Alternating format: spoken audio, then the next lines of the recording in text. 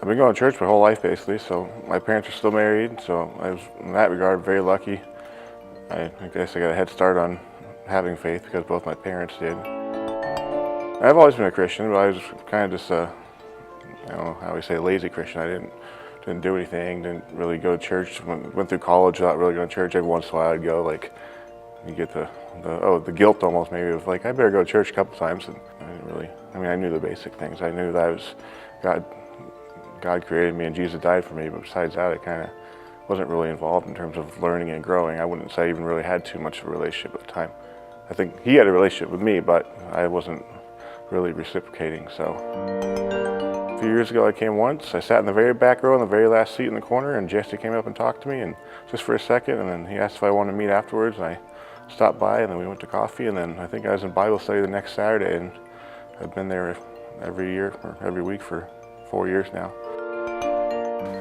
No, I think I'm always going to be saved. I don't think I'll ever be a moment where I'm not a believer, but I think that God definitely asks you for more than just being a believer.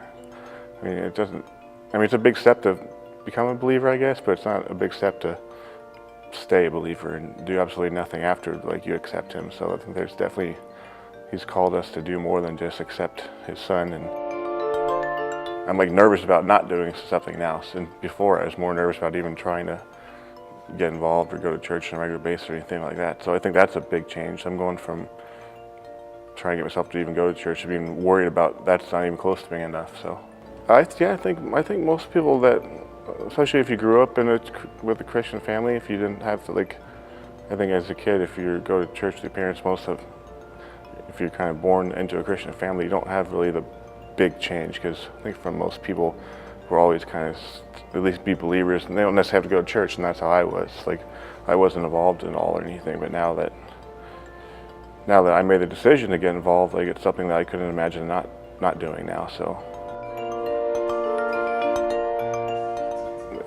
average people are needed just as much as the big stories and the crazy stories and all that kind of stuff. So I definitely think, I don't think anyone's really average. I think God gives us all certain things to use, and those are the gifts we got. My gift is, I guess, being average. Like, don't have a crazy story. I think I can relate to most. I think most people are kind of like me, I would say. I think I'm pretty average in terms of all that kind of stuff. So, but I also think that God wants to use me in crazy ways. So I don't think he has an average meaning for my life.